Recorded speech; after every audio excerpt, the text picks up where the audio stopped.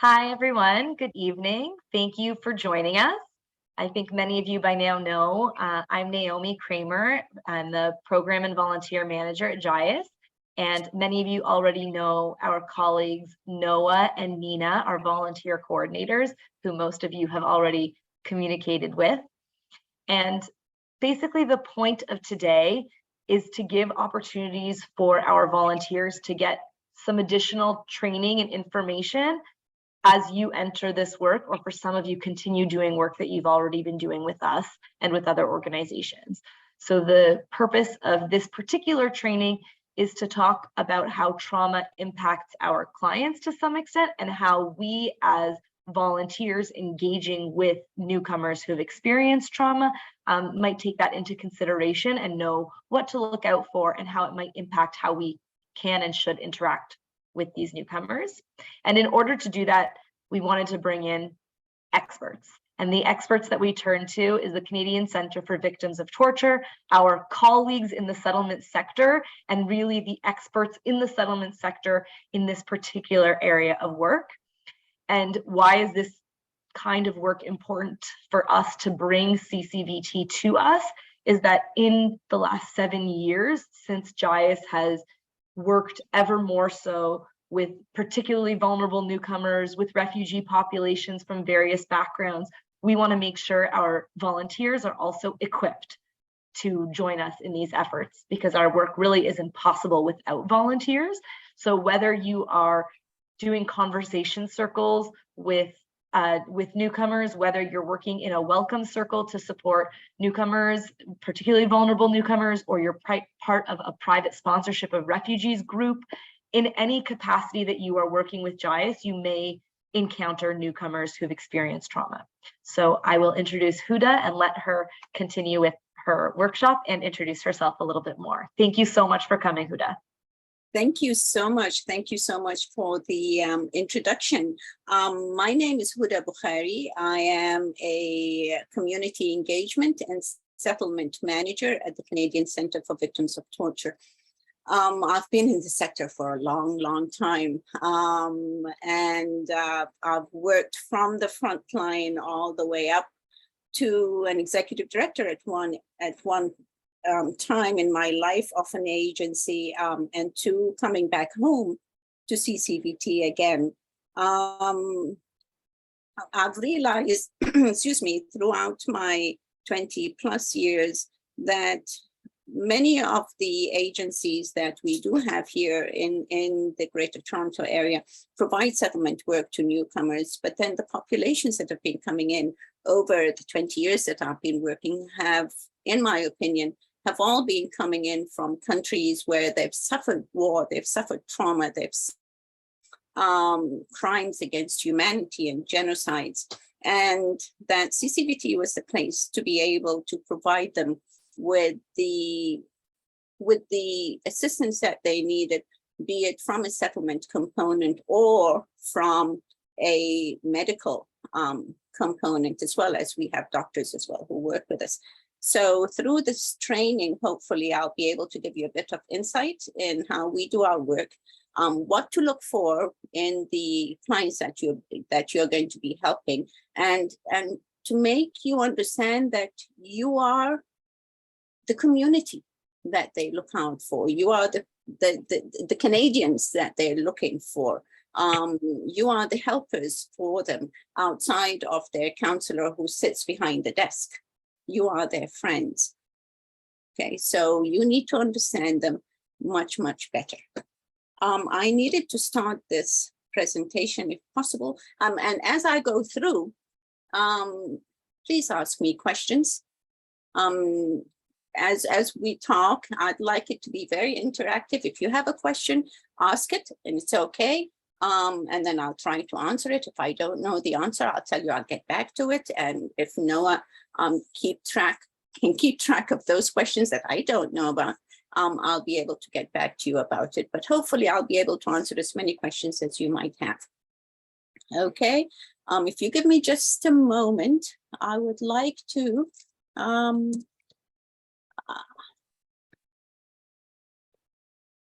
I'd like to be able to start our presentation with the land acknowledgement.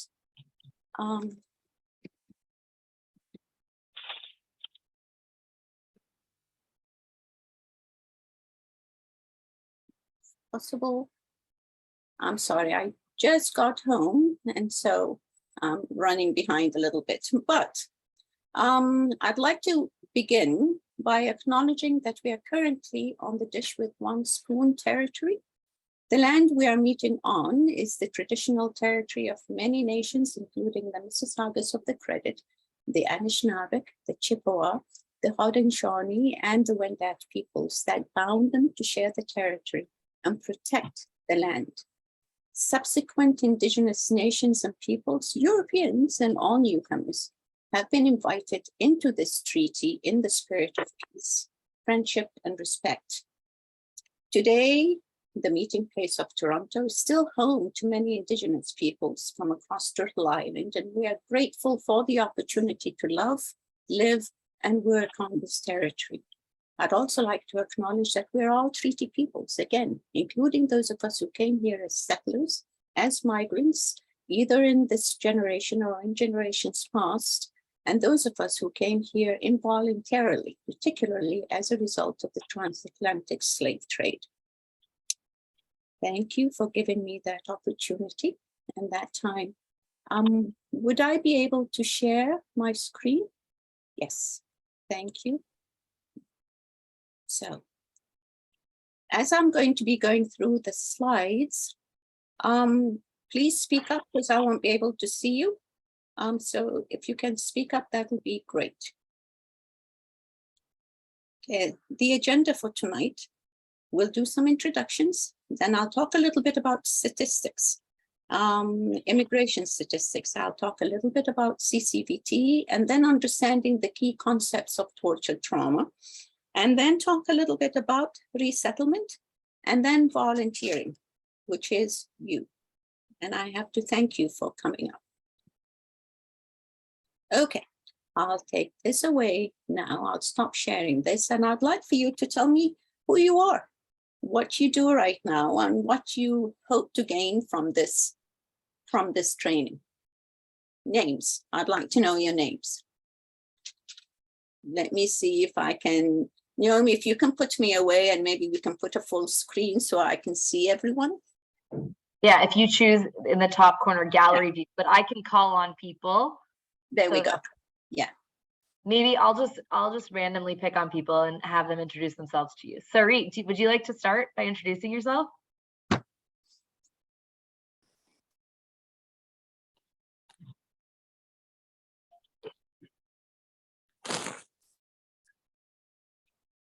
Sarit, you're mute.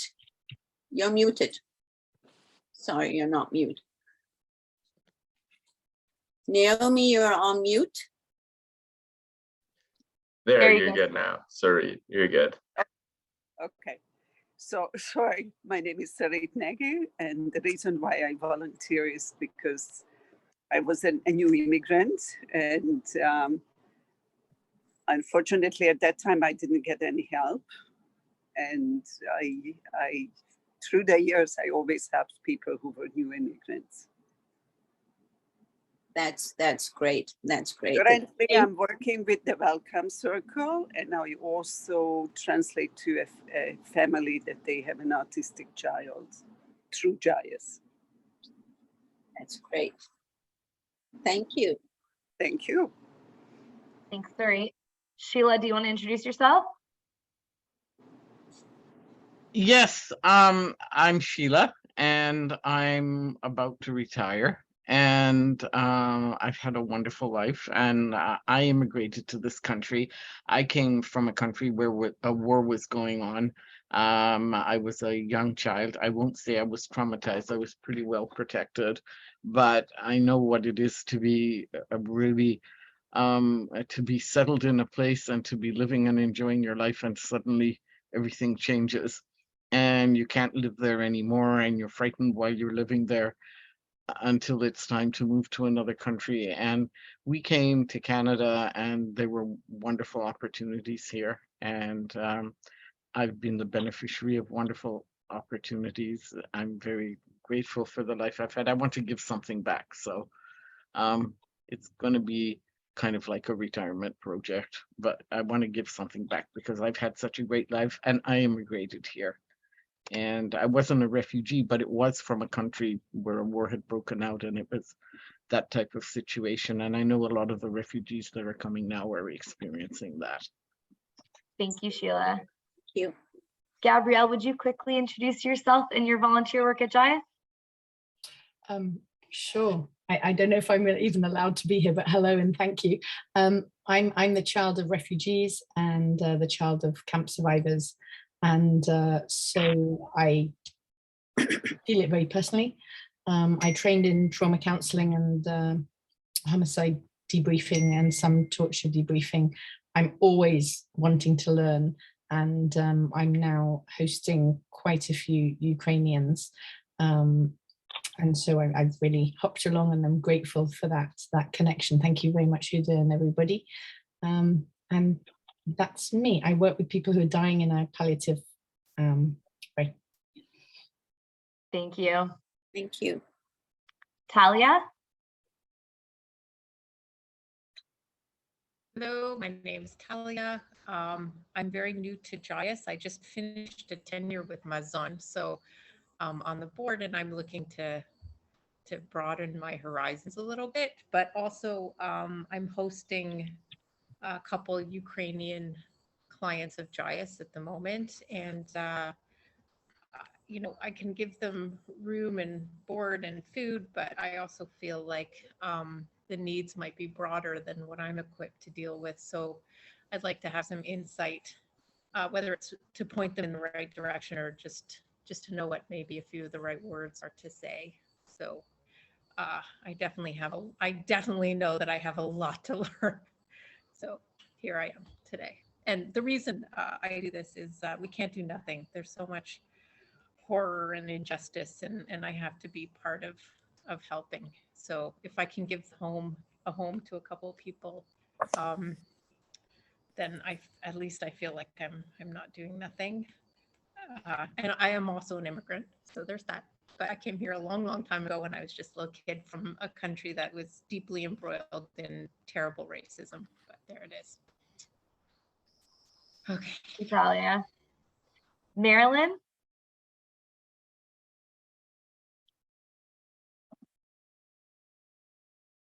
Hello, everyone. My name is Marilyn Eisenstadt, and I feel like a bit of a Rip Van Winkle. Can you hear me? Yes. Okay. I spent the last 10 years very internally, first being a caregiver for my partner who was hospitalized for 6.5 years. So my purpose was to be by his side. He died just before the pandemic, and I have remained quite isolated in the pandemic, pursuing my own very selfish interests: music, Yiddish, reading, a garden, and I'm ready to re-enter. My career was as a teacher. I ended my career in the Jane Finch community, and then sort of segued from being a teacher to being a managing director of a nonprofit in Jane Finch. So I'm familiar with the greater world, but I'm not part of it right now yet, and curious and eager to learn. Thank you. We're happy to have you. Mm-hmm. Judy? Oh, you're on mute, Judy.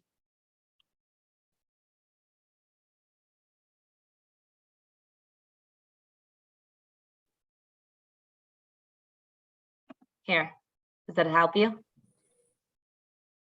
There you Okay. go. Good. I just joined JIAS recently, and I owe Noah about $50 million for helping me finally get the police report done on the computer. I've been teaching some students this week, and broke my heart yesterday to hear a boy say his father's still in the Ukraine and can't come out. I just joined the welcome team today, and really I just want to help people wherever I can.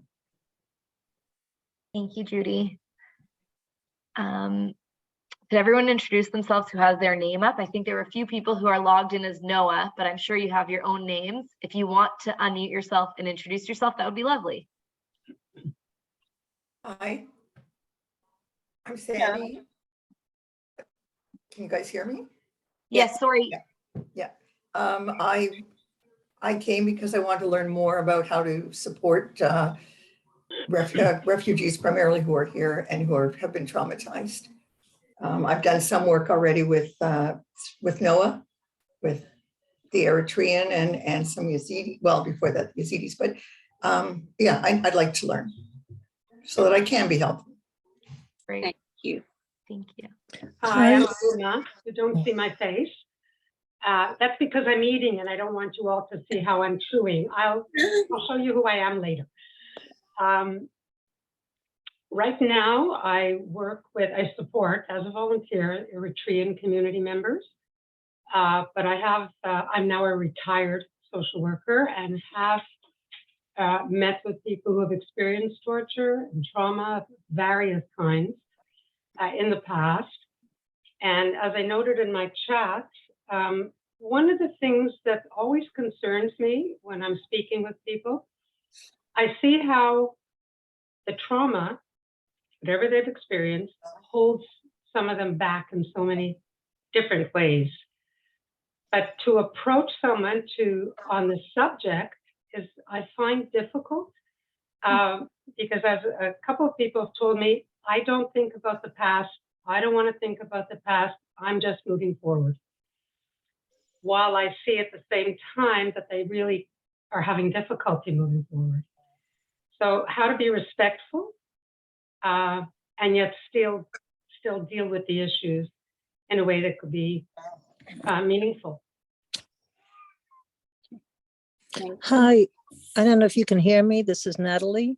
I wish I knew how to put my name up there, but I don't. Oh, okay, great. I've lived with people who lived with trauma most of their life, Holocaust survivors. And I also have experienced what it's like to be a second generation of someone who experienced trauma. And I think that's actually quite interesting to look at it that way, because many of the people who actually were in the Holocaust don't want to talk about it. And it leaves their children very often with a dilemma and also certain feelings of guilt and other feelings. So I'm interested in learning more about the trauma, not only of the generation experienced it, but the next generation and how to deal with that. So I haven't been active with JIAS yet because I'm dealing with my elderly mother and all her friends and everybody who are over 90. But I hope to, when things settle down, I hope to start volunteering a little bit more actively with people from the Ukraine, Yazidis, people have been unsettled from their life and from normalcy. Well, Thank you, Natalie. Thank you. Thank you. And thank you all for sharing. You are here because you care. You are here because you'd like to be able to give back. And so for that, I and agencies such as mine would like to be able to thank you, because without you, we wouldn't be able to do the work that we do. You are the extension, you are the arm, you are the welcoming committee, so to speak, of the clients that we serve on a daily basis at the office. We work from 9 to 5. We close at 5 o'clock. I have to shoo my staff out at 5 o'clock, go home. Many of us don't work on the weekends, but yet the clients that you try to be able to assist know that they can reach out to you at any time and you will be there, which is great. And you'll be there not behind the desk sometimes, because sometimes the desk is a barrier to some of the clients. So I really have to thank you for sharing with me. I come from a country that, I come from the continent of Africa, and I come from a country that is refugee producing. I didn't come to Canada 20 some years ago as a refugee, but I was volunteering in my home country with UNHCR in refugee camps. So I was able to come back to Canada and sort of rebuild my life to be able to help those people that I used to be able to volunteer for back home. So thank you all for sharing. Let me go back. Okay. So there are some slides that I'll skip over because I'm going to be very mindful of time. But if you'd like for me to stay on, please let me know. Quite many of our volunteers at CCVT don't know the difference, or my friends, or my so-called Canadian friends don't know the difference between an immigrant and a refugee. And so I always ask this question, does everybody know the difference between an immigrant and a refugee? But based on many of the information that I've just gleaned from you, I think you wouldn't have such a problem differentiating the immigrant from the refugee coming in. So one of the things I always like to put out there for our volunteers as well is to show some statistics. And those statistics I take out from the UNHCR report that comes up. Oops, that comes out every year. These are, and it's always a year behind, but these are the statistics of June 2021. And it talks about refugees, and it talks about displaced people, and it talks about where these refugees originate from. As of June last year, 68% of refugees originated from just 5 countries: Syria, Venezuela, Afghanistan, South Sudan, and Myanmar. And in June 2021, there are 82.4 million forcibly displaced people worldwide, okay, as a result of persecution, conflict, violence, human rights violations, etc., etc. The thing about it, and the thing that always gets me, is of that number, 35 million, 42% of them, are children below the age of 18. And this was at the end of 2020, I found those statistics. But the thing is that many people don't really understand is that when someone is a refugee or when someone is escaping from their country, where do you think they go? When they're displaced within their own country, where do you think they go?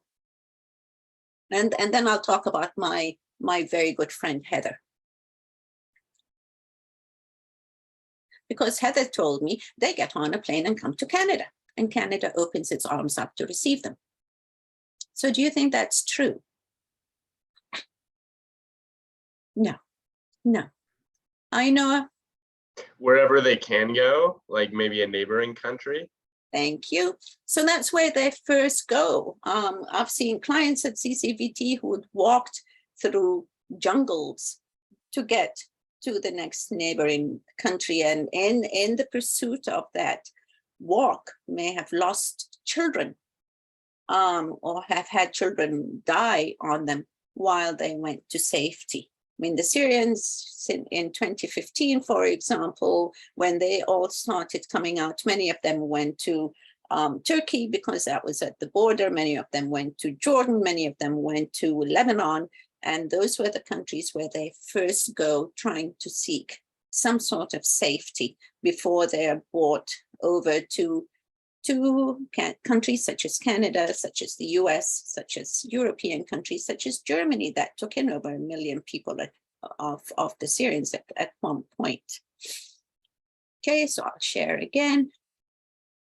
So we have between 2018 and 2020, we've had an average of about 1 million children were born as refugees. One of the oldest refugee camp is in Kenya. And in that refugee camp, there are Somalis, Sudanese, Southern Sudanese, Eritreans, Ethiopians, Ugandans, Congolese, who've been there for 3 generations. So imagine living in a camp for 3 generations. Do you all know how refugees come to Canada, sponsored refugees, and how they get to Canada, how Canada brings them in? Because in a bit, I'm going to talk to you about the numbers that Canada brings in. Do you have an idea of how many refugees Canada brings in out of the 82.4 million? I can't remember the numbers. So we're talking in the numbers, we're talking 80 plus million refugees in the world. How many do you think Canada brings in on a yearly basis? Just to give you, just throw out a number. It's okay. 60,000. That's Naomi. Anyone else?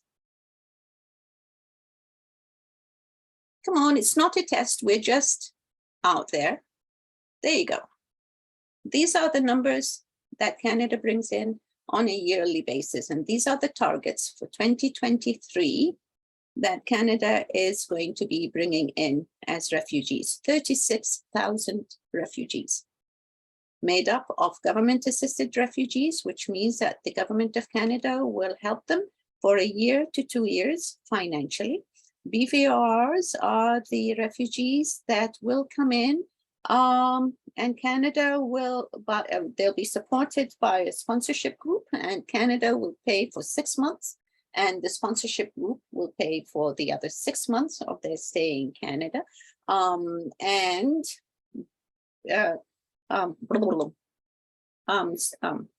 Excuse me, I'm losing my words. And privately sponsored refugees, because we speak in acronyms in our sector. So PSRs are privately sponsored refugees who are all going to be coming into Canada, and Canada sets targets every year. This year, we have a target of 36,000 refugees who are coming in. Next year, we have a target of 36,000 refugees who are coming in. I just wanted to show you these numbers just so that we can keep our mind around the refugees around the world who need help and the refugees that Canada is bringing in. Now, within those numbers are not counted what is happening today. And what's happening today is the war in the Ukraine, and what has been happening for the past year is the war that's been happening in the Tigray region between the Ethiopians and the Tigray peoples. Okay, so those numbers are not there because Canada has committed to bringing in 40,000 Afghans. Or is it 44,000, Naomi? I can't remember. I think it's 44,000 Afghans. Something like that. Yeah, and I think they've also committed to bringing in 40,000 Ukrainians. So those numbers are going to go up. So every year when there is, sorry, Naomi. I just want to say, because I had a feeling you were about to touch on the Ukrainians, because I know many of the populations here are working with Ukrainians. I just want to remind us all that the Ukrainians are actually not coming as refugees because they're here on a temporary work visa.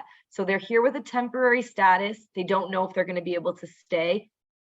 And so they're not counted in these numbers. They're here on temporary visas. So on top of these vulnerable populations we've already listed are an additional tens of thousands of people who have recently arrived who are Ukrainian. So yes, exactly. And thank you very much. And Canada has committed to allowing them to come in on a 3-year visa.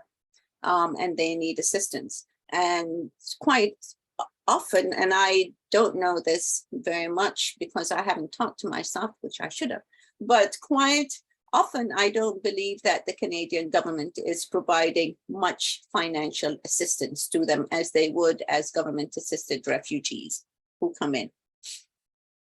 Okay, let me start my share again. Okay, so here we're talking about Canada and what Canada does, what Canada has said that they're going to be opening the doors to. Just a mere 36,000 refugees from all around the world. Now at CCVT, we've been in operation since 1977, so we're about 45 or so years old.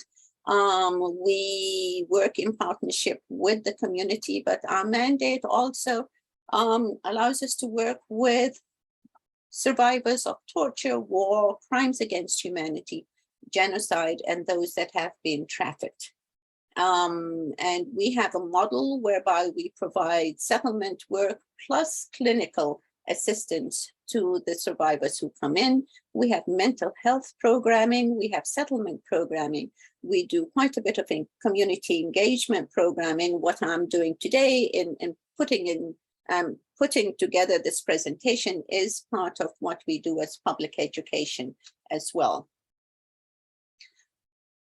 And I'll touch a little bit about the volunteer program within the community engagement programming. Now, these statistics, and I haven't been able to put up the new statistics that I have, showed that our clients are predominantly, well, not predominantly, but it's been rising. It's 59.03% females and 40.3% males.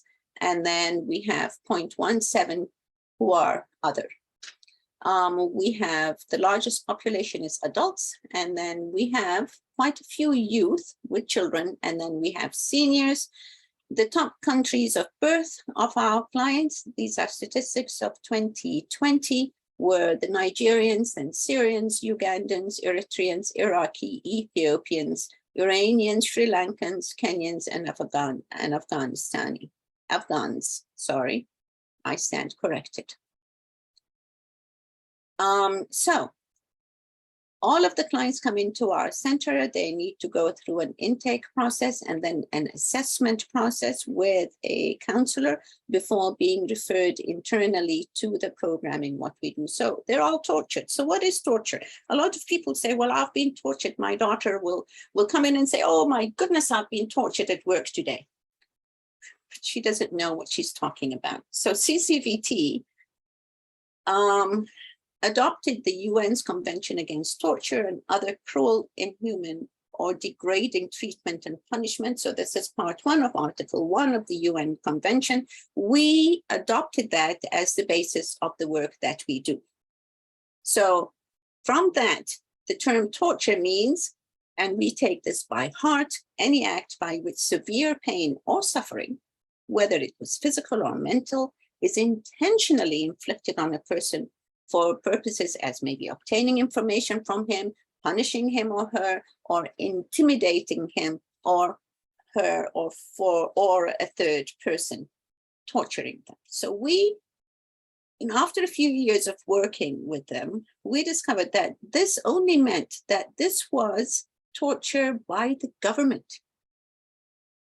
Because in the late 70s, we started seeing a lot of clients coming in from Chile in South America who were tortured not only by the government, and a lot of, in the 80s and early 90s, mid 90s, a lot of clients were coming to us having been tortured by gangs. Yet the convention doesn't address that. The convention addresses only those people who've been tortured by the government, predominantly a government body. So we looked for definition of torture through the World Health Organization's concept of organized violence. This allowed us to assist clients who are coming to us who had been tortured and raped by gangs and gang members. And the clients that we saw who were coming to see us exhibited beatings, electric shocks, burning, mutilations, sham executions, sexual violence, forced witness to events, threats, use of drugs, suffocations. And those were the techniques of torture by the government. And then the techniques of organized violence was massacres, disappearances of people. I mean, look what had happened in, what's happening in parts of Mexico, what's happening in Colombia. And so we were then able to assist the people who were coming to us from South America as well. And the people who are coming to us from Syria, we were also able to assist those. So what are the legacies of the torture and organized violence? There are two legacies. One of them is physical, which we can see immediately, and the counselors can see, and our doctors can see them. But then the hardest one to find and to identify is the psychological legacy of torture. So the physical, broken bones, sterility, damaged teeth and gums, scars. But the psychological one is the one that takes more visits with our psychiatrists, our psychologists, our therapists who work with us. Many of the refugees who come to Canada, we think, oh my goodness, they've come to Canada. No, this is safety. They're safe. They should be happy, and they should be happy, and they should be grateful that they're here now in Canada. We forget that many of them come to safety, but then they have guilt. They've left someone behind. They've left their neighbors, they've left their friends, they've left their neighborhoods, they've left, their community. They've left someone back in jail who was their jail cellmate, who is still being tortured. So they come with that guilt. Many of them. And so we try to address that. At CCVT, many of them have sleep disturbances and phobias, suspiciousness. So what can trigger all this re-traumatization? And I'll give you examples. We offer language classes at CCVT at our downtown office, because we have 3 offices. And our downtown office has a large English language class, 4 language classes that are running during the day. And so they decided that they're going to take the students on a trip. And because we're downtown, they decided they're going to visit the CIBC building, and that's on John Street. So all the students were walking towards John Street. They went in, and they took them into a recording studio. And this was a mistake that the teachers didn't think about before they took the students to the studio, because the Studio A, the recording studio, had no windows. It was dark, had strobe lights that were blinking. The students all freaked out, because this reminded them of the jail cells, or how they were imprisoned and how they were tortured. And so we've learned through some of those lessons that we needed to train our teachers to look out for such signs. So all of our classrooms have windows. Most of our classrooms have 2 exits.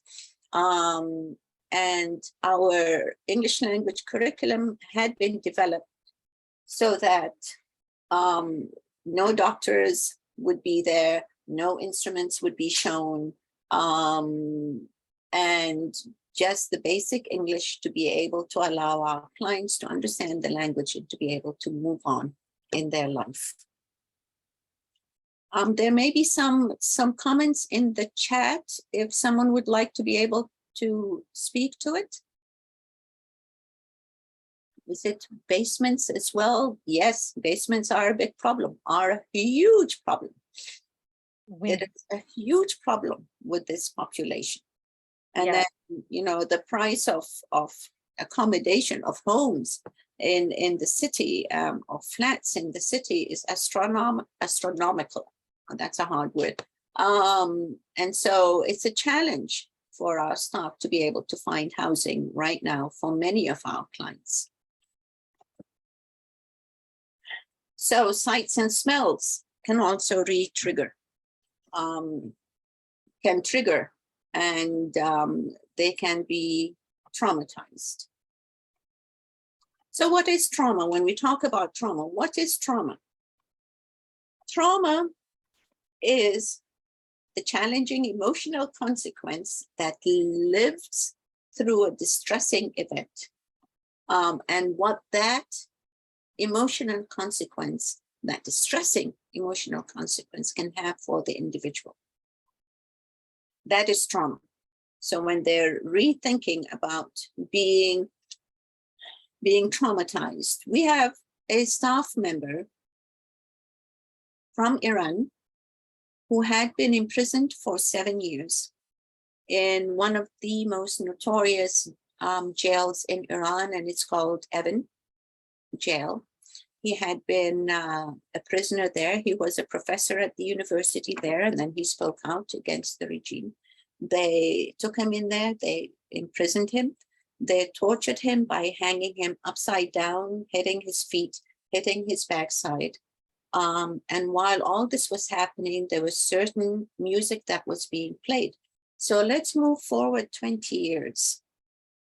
He's now in Canada. He now has 2 kids. He has friends all over Canada. He's working within the sector. He's an advocate. He is forever out there giving out speeches. And he gets invited to his best friend's daughter's wedding in Montreal. So he goes to Montreal and everyone is happy, and everyone, as happens in those cultures, it's busy. It's not only 150 guests. Our communities can have up to 400 guests at weddings. And then a piece of music came on. Izzat fainted straight away. It took him back 20 years. He fainted. He was re-traumatized. Okay. So when we talk about trauma, a lot of people think that many of the clients that come in with trauma also have PTSD. Well, they must have PTSD. No, they don't. PTSD is very hard to diagnose. For a person to be diagnosed with post-traumatic stress syndrome, or stress disorder, sorry, they need to have 3 diagnoses. I'm sorry, it's the end of the day and my words are running into each other. They need to re-experience the trauma through intrusive recollections of the event, such as flashbacks and or nightmares. They need to be emotionally numb and avoid places, avoid people, and avoid places that also reminds them of the trauma, such as windowless rooms or basements. And they have a problem sleeping and concentrating and or feeling jumpy and or being very angry and very quickly angered. If they have these 3 symptoms, then they have post-traumatic stress disorder, and then our doctors take a different approach with these clients. Quite often though, many of the refugees that we see, the majority of the refugees and the survivors that we see have 2 and not 3 of these symptoms. Okay, but there is help out there. And so,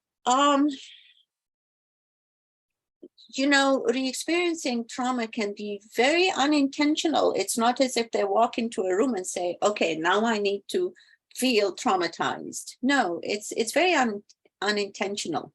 You know, they may walk into a room and smell a certain smell, and smell a certain perfume, smell, you know, a certain dish that's being cooked on the stove, or any kind of interaction. We had a client who was sitting at the reception waiting to go in to see his counselor. Another client walked past him, and the client sitting at the reception freaked out and started, I do beg your pardon, started trembling and nearly fainted. So what we deduced finally after we calmed him down was that he thought that the person who walked in front of him used to be his jailer in the country that he came from. And then there was an investigation, of course, and it turned out not to be the case. But we didn't go in to tell the client, no, you are wrong, he is not. At that moment, because we wanted to validate what he was feeling. And the real fear that he was experiencing. We calmed him down, we took him out, and then in a couple of days we told him that that was not the person he thought it was, but it looked like him.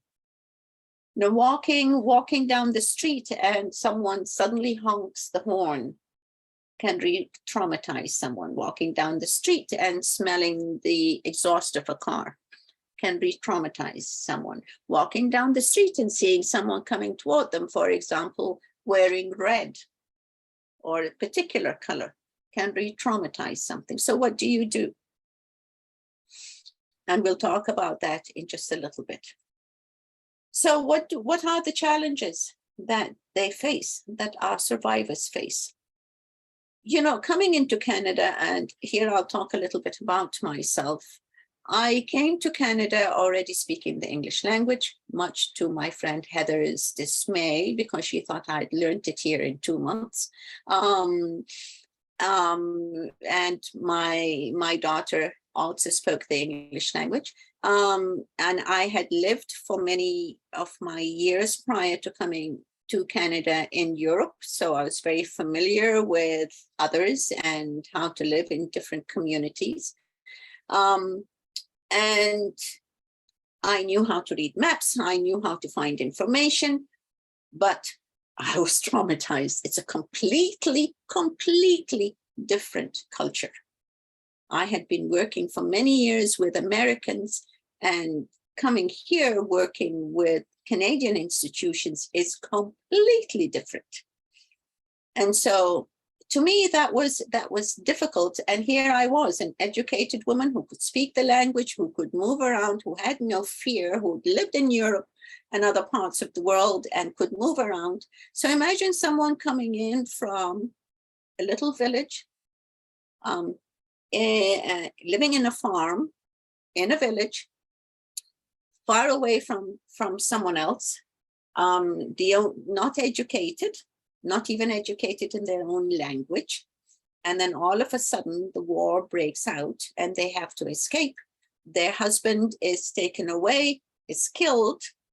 And then the poor mother, who has 7 children, has to make a decision of what to do in life. So these are some of the clients that we see. I'm sure Jaya sees them as well, that we see in the sector, that we need to provide assistance to.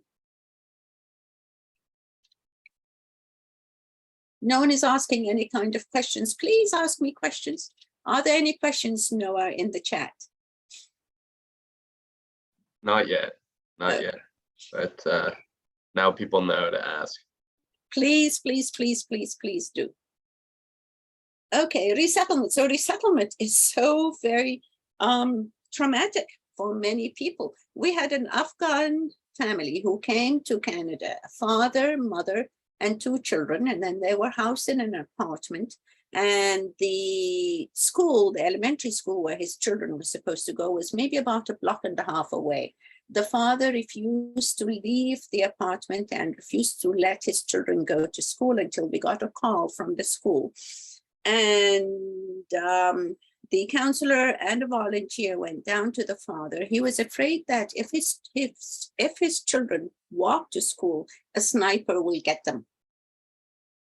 And so he did not want his children to walk out on the street. So what we did is that the volunteer would come in early in the morning, walk the whole family to school, wait with the family on a bench on the side, at a park that was not too far from the school for a couple of hours. And then the volunteer will leave, come back at the end of the day, go to the parents who would still be at the park, pick up the children, walk home. This continued for about 3 weeks until the parents were satisfied that no, there were no snipers in the buildings around them, that their children were safe, that they could walk their children alone to school should they want.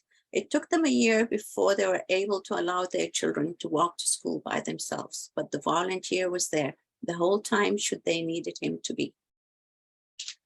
So these are some of the problems that come from resettlement. Just because the clients feel safe doesn't mean, oh, come to a safe country. We can't presume that they're feeling safe. We had some government-assisted sponsored clients who came in 2 years ago, and wife, husband, and 4 children. And the sponsorship group went to the airport to pick them up in 3 cars. So the family comes through, They don't know who these sponsored people are, even though they know that they have a sponsorship group here waiting to assist them. And so they're a bit timid.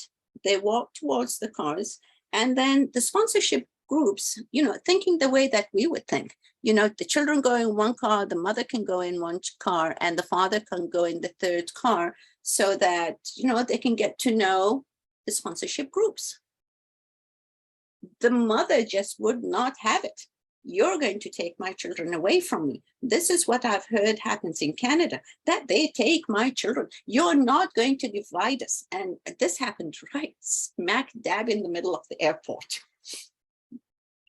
That was their very first step into Canada. So we need to understand where our survivors come from. We need to understand their fears. We need to understand, we need to make them, and I'll come to that a little later. We need to make them understand that we're here to work with them and walk with them, and not to drag them along behind us. We need to make them part of the solution to the issues that they may bring to us. We need to empower them. This is what we need to do. Because remember, for that family that walked across the jungle, yes, they lost some family members, along the way. For that family to walk across the jungle, she or he stronger than you and I. They're resilient. They're strong. They won't break. Many of you know that. You're related to Holocaust survivors. You know that. They're strong. They won't break. But we need to empower them. Okay. So we need to make the resettlement process positive for them, but not positive in the way that we think. We need to bring them in to all the decisions that we're going to make them. Okay, so one of the positive, I'm going to skip the case study because I've just given you so many examples of case studies that we have at CCVT. Huda, Yes. Sheila has said she has a question. Would this be a good time? Yes, of course. Yeah, the question is this: we don't have control over some of the negative aspects of resettlement, like being stuck in the initial hotel for 3 months when they were only supposed to be in there for 3 weeks, and that being squashed into a little room like that is reminding some refugees of the places where they hid in their country while they were trying to get out. And what can we do? The government is the problem here. We're not even allowed to talk to IRCC. We're not even allowed to call them and find out information about how long they're going to be there, because that's interfering with the process or something. Exactly. Naomi, are volunteers from GS allowed to go in? To the hotels? Yes. We haven't been going inside the hotels, but definitely in general with newcomers, not only in the hotels, like definitely people come to like our virtual information sessions. They speak to their settlement worker on the phone or on Zoom. Sometimes people go and actually have meetings and go to workshops in person. But I think the challenge, the tricky part that Sheila's bringing up is so much in the settlement sector, the volunteers and settlement workers, so much is out of our control in the settlement sector. And some things are even out of control of IRCC, but there are many things so out of all of our control, but are clearly impacting the successful resettlement of the newcomers.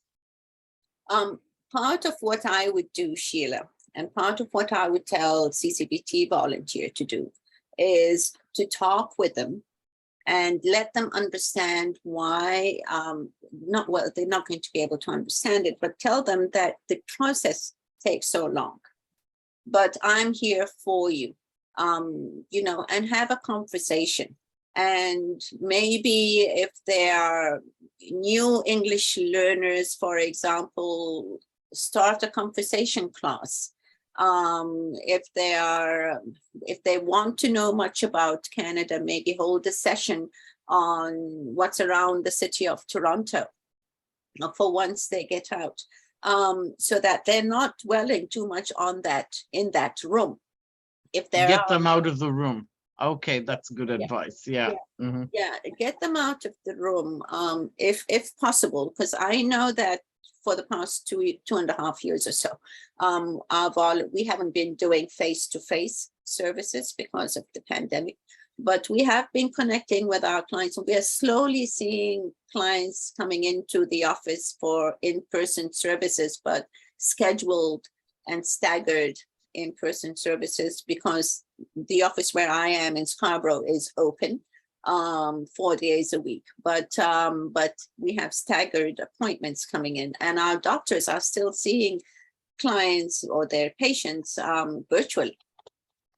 And so that's an issue. What we have done as well this summer, and we started it this summer, is for the children and for the youth, we've started doing activities in person, because the children and the youth have, the poor children and youth have sort of been locked up. They're frustrated.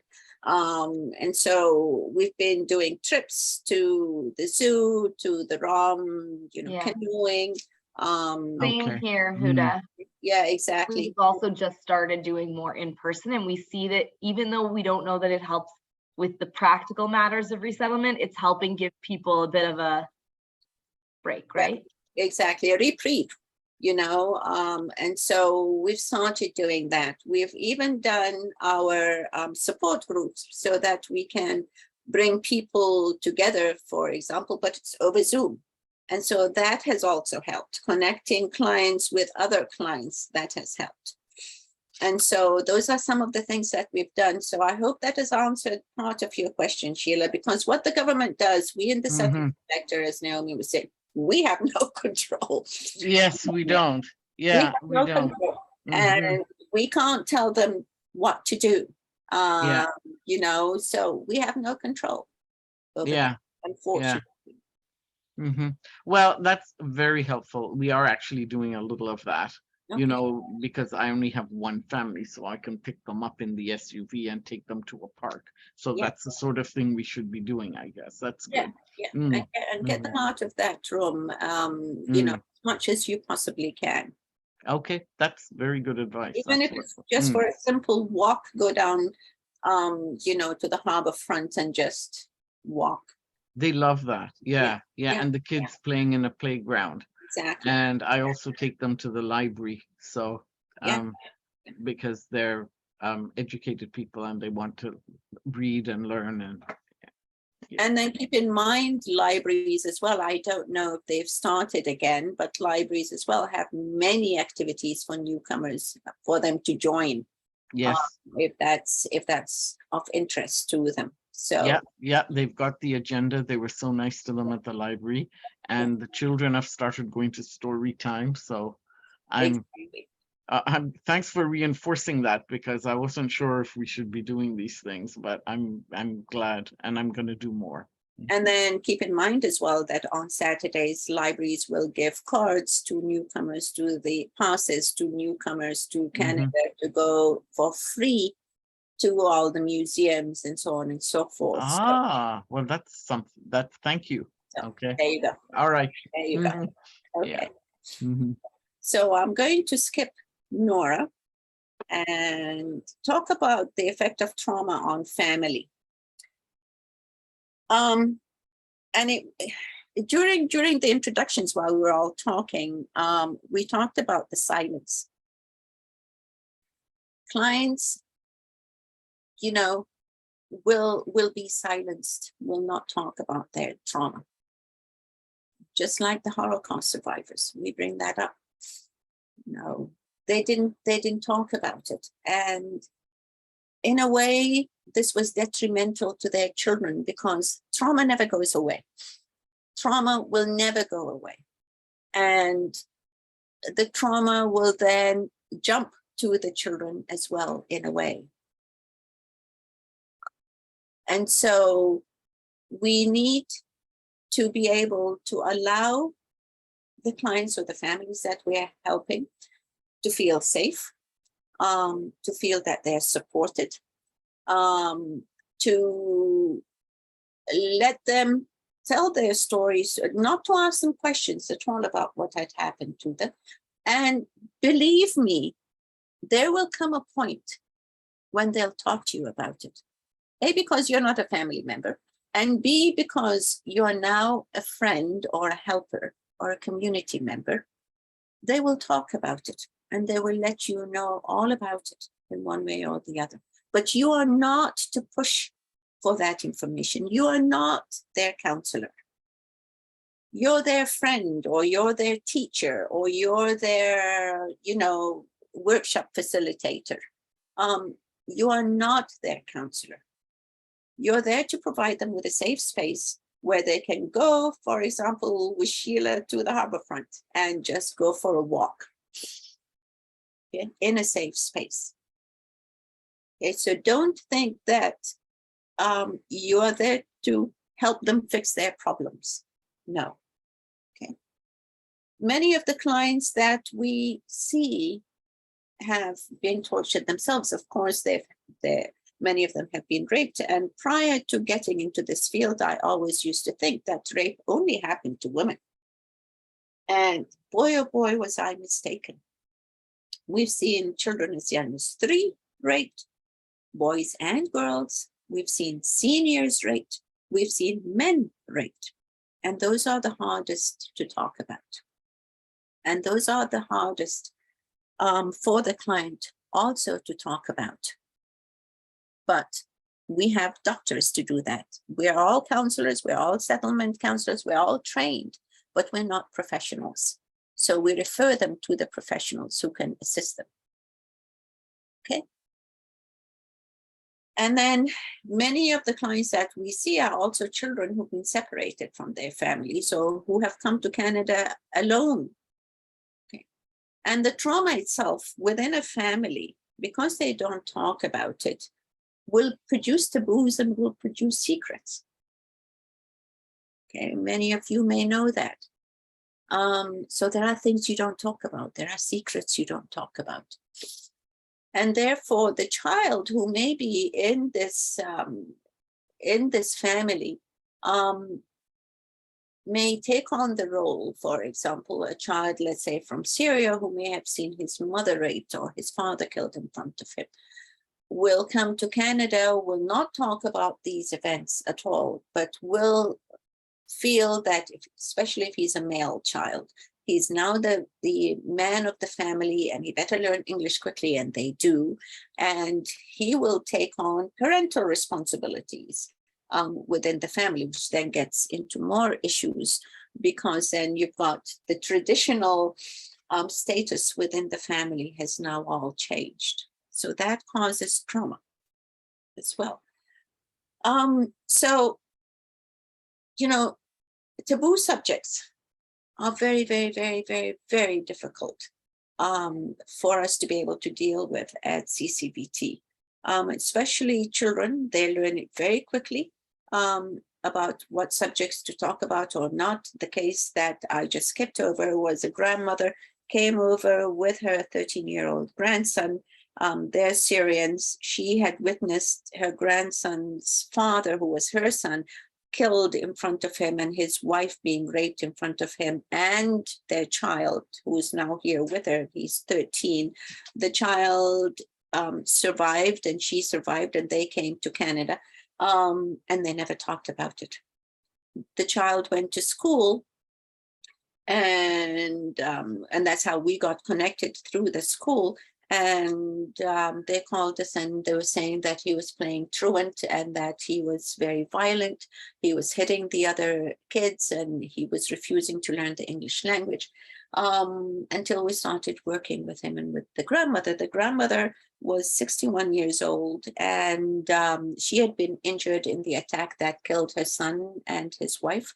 Came to Canada at 61, not knowing the language, not knowing what to do, and not knowing anyone at all, but being very protective of her grandson, who started lashing out at school.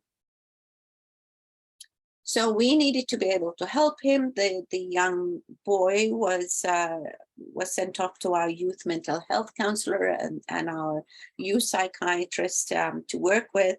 And then the grandmother, we took her and we connected her with other, this was pre-pandemic, with other Arabic speaking clients within a support group. So she had that support that was around her. The counselors were, her counselor was able as well to refer her to a psychiatrist because she couldn't, psychiatrist because she couldn't sleep.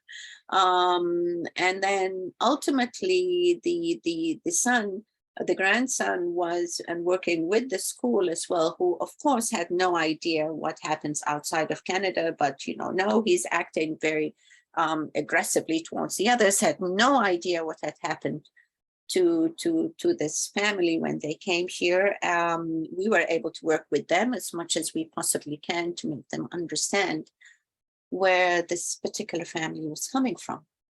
And so he's okay now. He's graduated. He just graduated this year, so that's really great. And so he and his grandmother learned that they can talk about it because our psychiatrist was able to bring them together, and they were able to talk about their grief and their loss, which they had not really done before they came here. Okay.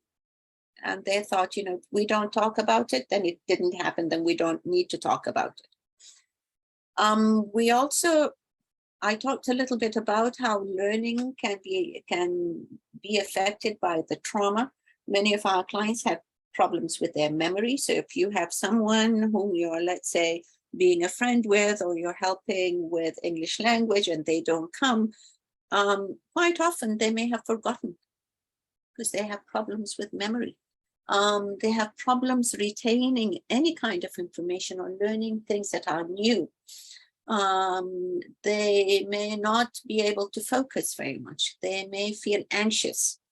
And for you to know this, you need to understand, to give them space to say it's okay, to call them the next day. Hey, I missed you. Is everything okay? Can we make another appointment? They may be missing because they needed to go see a doctor. Okay, there may be a single mother who may be, isolated and couldn't leave her child, but didn't want to tell you that. So you need to know that. You need to know from the counselor who's going to do the referral, or from Naomi and her team. You don't need to know the story of the family, but it's a mother with a single child, or a mother or a family who want to learn the English language, or whatever. They'll give you just the basics, and that is what we do. And then we leave the client with the volunteer to become friends, and then they take it from there. Okay, they may have problems sleeping and overslept and missed the appointment with you.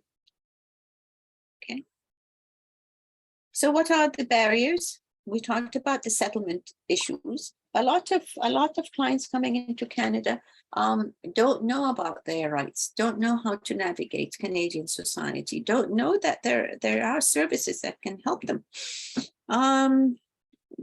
They don't know what's going to happen to them. I mean, I remember when I came to Canada and I landed at the airport. I can't remember the day that I landed, but I jolly well remember the day and the date when I got my G license. Now I'm a true Canadian. So my passport didn't make me jump over the moon. My landed paper did not, but my G license did. So I remember that. And so, because up until that point, I felt, yeah, I got a passport. Yeah, I got my landing. Yes, I got this, I got that. But I didn't feel that I was truly, Canadian, or going to truly settle in this country until I got my G license. That was me. So through the years that it took me to do this, 4 or 5 years for me to do this, I was really very uncertain. And I didn't come as a refugee. I chose to come to Canada. I did not come as a refugee. So I was very uncertain. Should I buy a car? Should I buy an apartment? Do I have enough money? And the issue of money in North America is quite different than in Africa. In Africa, you sort of bury whatever money you have under some sort of a brick because we don't trust the banks. And then you take all of that money and you buy your house. There isn't such a thing as a mortgage. So there are so many things that are quite different in Canada, that newcomers need to know. Things that we take for granted. And I told you I came to Canada as an educated person, right? Who spoke the language, right? I gave the TTC quite a bit of the money that I brought with me because I didn't understand the concept of a transfer. So I would be paying double for the rate. So that's why now, 20 some years later, I find it very difficult to get on a TTC bus or use the shuttles or use the it's not the tube, it's not called the tube, use the metro. No, it's not even called the metro. So I find it quite difficult. So, and this is for somebody who speaks the language, who could read the language, who can understand it, could even understand the rudimentary French. And so imagine for someone who's never lived who's never seen anything like this and how difficult it can be and who's suffering from trauma. Okay. And for someone who has distrust of authority, because quite often it's the police station is where you're taken and where you are tortured. Or it's a torture house down the street that everyone knows about where you disappear into. And these are all done by the authorities in the country. I had to take, when I first started working, I had to take some clients to visit their social worker, caseworker at Ontario Works. And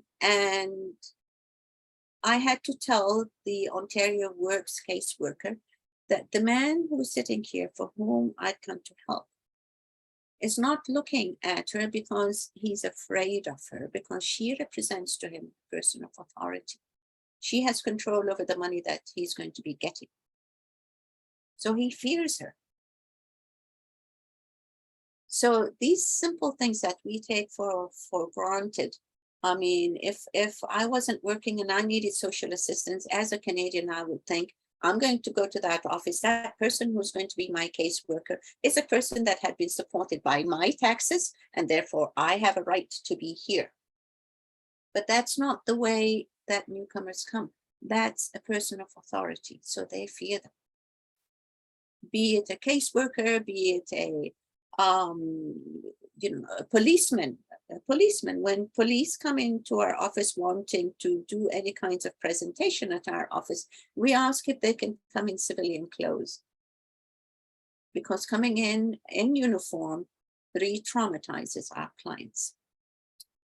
Clients as well coming in have issues of family reunification.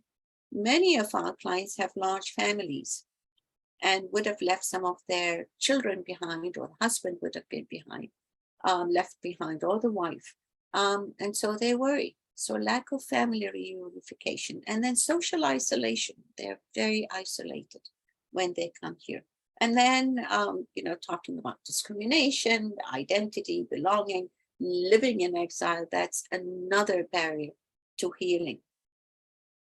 And then, as I said, the children learn the language quite quickly. The children spend 7 hours in school, 6 to 7 hours in school. They quickly assimilate. And hence, they'll go back home where the parents are still holding to their values and traditions that they bring from home, and the children will rebel. And so we get as well many cases of intergenerational conflicts. So Techniques for relationship building. How are you going to be building the relationship with the clients that you're going to be seeing? You need to be able to listen, really listen. And then when you're going to be talking about things, or things that you're going to be doing, things you're going to be seeing, let the clients participate in those discussions. Okay. Let's say we're going to go down, Sheila, to the harbor front. You know, this is a great place. At the harbor front, you're going to be able to see the lake. You're going to be able to see people biking, maybe some people maybe swimming in the cold lake in parts of it. What do you think? Would you like to be able to do that?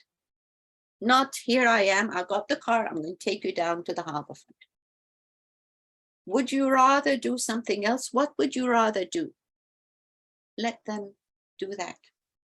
Let them make the decision, so that we can raise their confidence when they're dealing with community members. Okay, when they feel that they have a voice. Okay, here are some of the do's and the don'ts. Avoid the savior attitude. You're not going to save them. They've already saved themselves. Don't think, I know what's best for them, and I'm going to have them do this, this, and this, and this, because it's going to be better for them. It isn't. Okay. Discourage them from depending on you. When, for example, we have a program at CCVT that's called the Befriending Program, where we match a volunteer with a client, and they become, you know, through the year, they'll become friends. We tell our volunteers, you put limits to the times when a client can call you. So you can say, I go to sleep early, please don't call me after 8 unless it's an emergency. Don't call me before 6 because I'm not going to be able to hear you because I turn my phone off. So you put the limits on your relationship. And then in that way, you will discourage, in one way, you'll discourage dependency.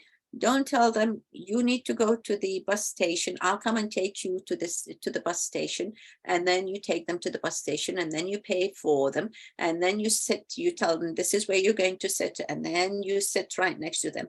Okay, now this is where we're going to get off. No, don't create dependency. We need for them to learn how to make mistakes so that they can stand up on their own 2 feet, and they will, because they've stood on their own 2 feet until they came to Canada. Okay. You know, talk about survivors to your friends. And this is the point where I talk about my friend Heather. Heather was my neighbor in the first house that we bought. And I was walking out, it's a townhouse complex one day, and I was fascinated because I saw some of my neighbors working in a garden. And I really wanted to learn how to garden, because back home, someone else did the gardening for you. And so here I am. What's a wonderful way to get to know my neighbors as well. And so I joined the gardening committee, and Heather was one of the people in the gardening committee at the complex.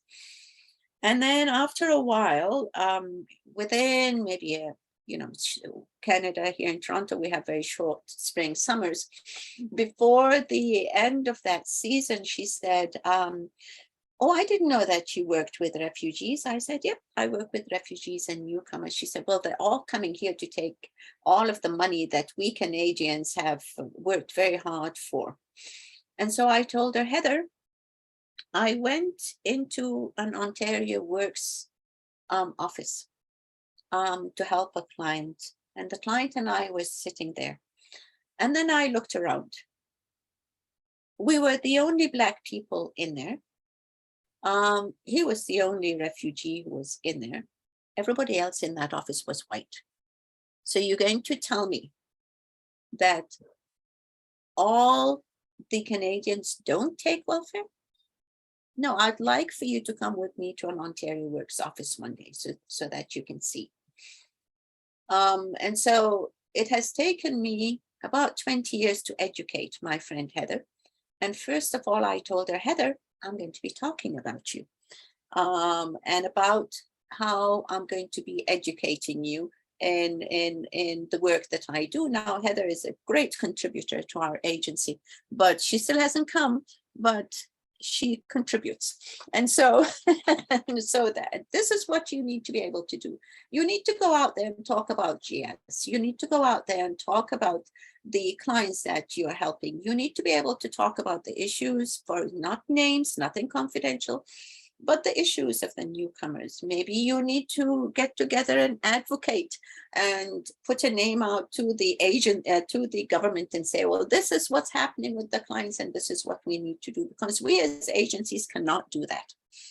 Okay, we sign forms that tell us we do not advocate, but hey, these are our volunteers and they're bringing this up to the fore. I mean, so these are some of the things that you can do, but let me go back, and I am terribly sorry I'm taking some time. But I was just gonna say, Huda, I want to just be checking in that we're about 5 minutes to when we said we were gonna end. Of course, if there are people who really want to stay on for a few extra minutes, that's okay, but we'll try to do a mini wrap up in 5 minutes. yes, thank you very much. Thank you. So focus on their strength, okay? Treat them as competent people. They're not disabled. There's nothing wrong with them as human beings. Treat them as such, and they will not fall apart if you say or do the wrong thing. Okay, they don't need to be looked after. They need assistance to lead a life of dignity, and therefore you focus on the person. Okay, and then be very mindful of cross-cultural communications. Yes, eye contact, proximity, and ask. You know, for example, in some cultures, crossing of the legs is okay in Canada, for example, but in certain cultures, having your foot up on your knee and the sole of your feet facing the person, or facing, you know, the wall, or facing anywhere is an insult. So talk about these things. You know, that'll bring up some very interesting information. But above all, know about you. Know what triggers you. Know what makes you tick. Know what your prejudices are. Okay? Know whether you have prejudice, whether you have stresses. Okay? And know, above all, working at JS and volunteering at JS, know that you have a support system, so you're not alone. If you should have a question, then ask. And, you know, renounce perfectionism. No one is perfect. And the whole world is not perfect. And you can always debrief. Okay. And then you laugh. This is Dr. Claire Payne that's been with us. She's a psychiatrist for over 20 years. You know, she comes in and says, why don't you all laugh? Okay. So learn about yourself and what makes you tick. And go out there and have fun. Okay. And then here I talk about volunteers at CCVT and what they do. We have interpreters, translators, befrienders, English tutors. We have mentors, youth mentors, homework assistants, support group helpers, citizenship class facilitators, G1 facilitators, because everyone wants to learn how to drive a car. We run conversation circles via the volunteers. We have researchers from the volunteer groups.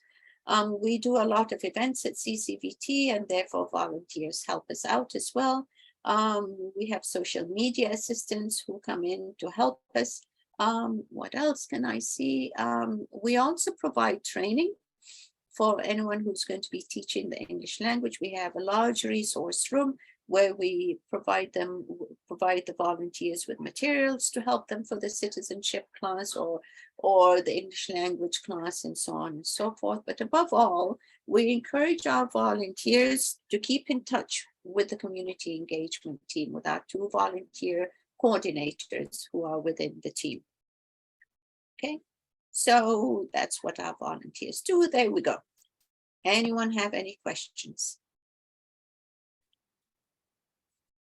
I hope I've been able to answer. I'll come to you, Sarit, I think it was.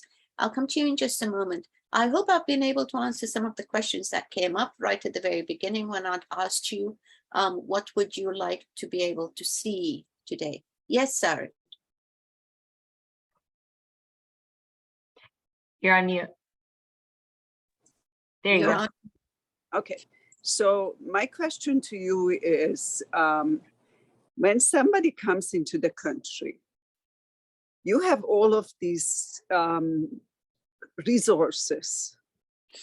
Do they get some kind of an instruction where they could turn? What can they do? How could they get the system helping them? Once they come to the airport, as I did, what they give newcomers and government-assisted refugees, they give us a package that's full of books and pamphlets about community centers, about, you know, and some those passes to go to Wonderland and so on and so forth. I, as an English speaker, didn't even go in there to read what was in there because I was trying to find a place to live. I was trying to, and I had a small child. So imagine me not reading that, the little package that they gave me until maybe a month later. And it was English or French. And so clients who are coming in at the airport, who are government-assisted refugees, won't understand the language, who don't understand the language, will not know. Quite many of the clients that we see at CCVT will know of a community member here. And that's why they're in Toronto, or will get to meet a community member at one of the churches that they would have found somehow. I found help on a bus. Sitting on a bus, going to volunteer, not even volunteering.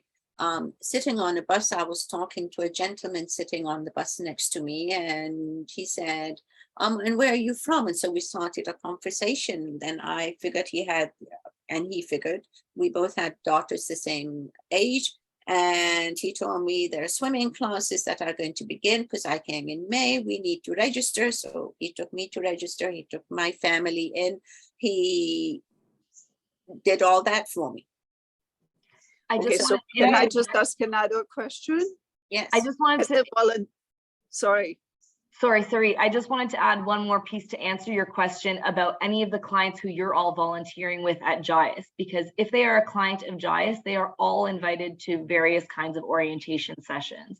So for example, we have a weekly group orientation session for Ukrainian newcomers in English and Russian, or English and Ukrainian, depending on the week, with basic information, like you said, those introductory resources that they need for life in Canada.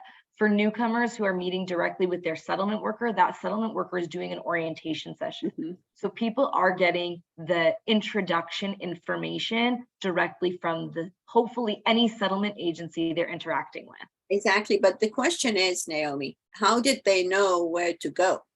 Yeah, That's the first question. That's the question. And that's And why then the next question, as a volunteer, how do I know if there is an issue, where to take the clients? Like, how could I help them if I don't know myself? Are you not connected to the I am connected. Yes, team, sorry. the team at JIAS? I mean, you could always ask, because that's what we tell all of our volunteers. That's why we are funded. It's part of my funding comes to work with the community engagement team to be able to answer and be a support. We are your supports. We are your backbone. So you call us, right, and be able to answer your questions. Yeah. I have an issue with an autistic child, and it's back and forth between health workers, and it's very difficult. I have help from JIAS, but still difficult. Yes, I know the case that you're referring to, Sarit, and I think the settlement worker and you are in regular contact with this family. Yeah, and we have a meeting tomorrow again. Yeah. It's really difficult. Yes. Hard to see when somebody is suffering so much and you can't help. I know. Anyhow, thank you for answering me. So many of them coming, to answer your first question, Sarah, many of them coming in at the airport will get this package at the airport, or will find a friend who's waiting for them outside the airport, and or will find a sponsorship group who have sponsored them, waiting for them outside the airport to sort of guide them. Because there are many sponsorship groups around in Canada. There are many of them. They do great work for all these volunteers who are coming in. And there are many agencies. I don't know if JIS is a sponsorship agreement holder, but JIS is, so is CCVT. And we work with the community, the larger community, to be able to bring refugees that they would like to put, you know, their names forward. And so we'd like to be able to see that there's support for them here as they're coming in, because we realize that just getting off the plane in Canada, it's safe. This is safety, and now I'm safe, but then what? Exactly. Okay. Any questions at all? I want to be respectful of everyone's time. You gave us an hour and a half of your evening.